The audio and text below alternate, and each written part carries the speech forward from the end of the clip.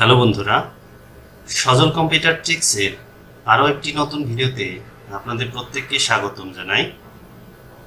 আমি আমার চ্যানেলে প্রতিদিনের মতো কম্পিউটারের বিভিন্ন ধরনের টিপসগুলো আপলোড করে থাকি। আপনারা যারা আমার চ্যানেলটিকে দেখছেন এবং আমার চ্যানেলে নতুন, আপনাদের কাছে অনুরোধ থাকবে চ্যানেলটিকে অবশ্যই সাবস্ক্রাইব করে রাখবেন এবং বেল বাটনটি অন করে রাখবেন, যাতে করে গুরুত্বপূর্ণ টিপসগুলো না মিস করেন। আমার সামনে একটি প্রশ্ন দেখতে পাচ্ছেন। এই প্রশ্নটি কি দেখলে মনে হচ্ছে যেন অগোছালো প্রশ্ন। এমন প্রশ্নগুলো আসলেই কোনো শিক্ষা প্রতিষ্ঠানের কাছে গ্রহণযোগ্য নয়। তো এই প্রশ্নটাকে আপনি কিভাবে সুন্দর করবেন এবং এটাকে কিভাবে সুন্দরভাবে সেট আপ করবেন তার পলিসি আমি আপনাদের কাছে দেখাবো। তো প্রথমত আপনাকে কি করতে হবে, লেআউটে যেতে হবে। লেআউট থেকে আপনাকে প্রথমে মার্জিনে যেতে হবে। মার্জিন থেকে দেখেন এখান থেকে ন্যারো আছে, তো ন্যারোতে ক্লিক করব। তারপর এখান থেকে ওরিয়েন্টেশনে যাব। ওরিয়েন্টেশন থেকে ল্যান্ডস্কেপ করাই আছে, ল্যান্ডস্কেপ দিলাম। তারপর এখান থেকে সাইজে যাব। সাইজে যেয়ে এখান থেকে দেখেন A4 সাইজ, তো A4 সাইজটাকে ক্লিক করব। মূলত সব ধরনের প্রশ্নগুলোই A4 সাইজেই হয়ে থাকে, তো আমি এখান থেকে A4 সাইজ নিয়ে নিচ্ছি। তো তারপর যাব হচ্ছে কলামসে গিয়ে দেখেন এখান থেকে 2 কলামস, 2 সিলেক্ট করব, কারণ এটা ল্যান্ডস্কেপে আছে, যেহেতু এটা সৌন্দর্য করার জন্য আপনাকে অবশ্যই 2 কলাম সিলেক্ট করতে হবে। তো এটাকে আর একটু বাড়িয়ে দিচ্ছি। এখন এই দেখেন এখানে স্পেসিংগুলো অনেকগুলো আছে, এখানে অনেকটা এলোমেলো আছে। এটাকে আপনি আরও কম একটা এই পেজে নিয়ে আসবেন কিভাবে। তো প্রথমত এগুলো ঠিক করে নিচ্ছি। দেখেন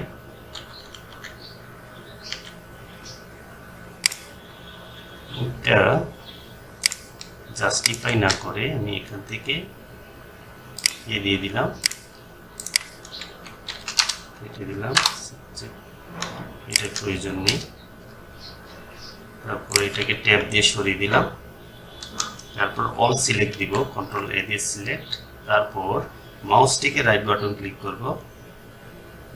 দেন হচ্ছে প্যারাগ্রাফস থেকে দেখেন এখানে ইনসাইডে 0 করে দিব, এখানেও 0 করে দিব, বিফোরে 0, তারপরে স্পেসিংয়ে গিয়ে আফটারে 0, তারপরে লাইন স্পেসিং এখান থেকে যাব, মাল্টিপলে সিলেক্ট করব। দেন এখান থেকে 0.95 এন্টার দিয়ে দিব। দেখেন প্রশ্নটা আপনার অনেক ছোট হয়ে গেছে এবং সাইজ মতো হয়ে গেছে। এখন দেখেন, এখন এইটাকে সুন্দর করার জন্য আমি কি করব, এটাকে ধরে বোল্ড করে দিব।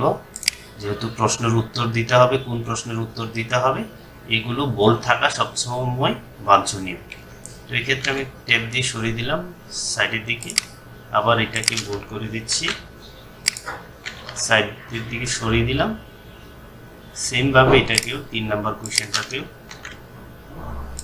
বোল্ড করে সরিয়ে দিলাম। তারপর 4 নাম্বার কোয়েশ্চেনটা এটাকে বোল্ড করে সরিয়ে দিলাম।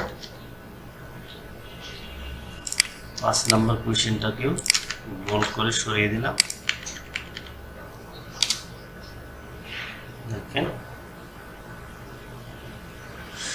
প্রশ্নটা অনেক সুন্দর হচ্ছে। এখন করে দিলাম। আবার এটাকে আবার 7 নাম্বার কোয়েশ্চেনটাকে বোল্ড করে এই 8 নাম্বার এটাকে সরিয়ে দিলাম। এই 8 নাম্বার কোয়েশ্চেনটাকেও সেমভাবে সরিয়ে দিলাম। এটাকে একটু স্পেসিং দিয়ে অ্যালাইনমেন্টটা ঠিক করে নিলাম।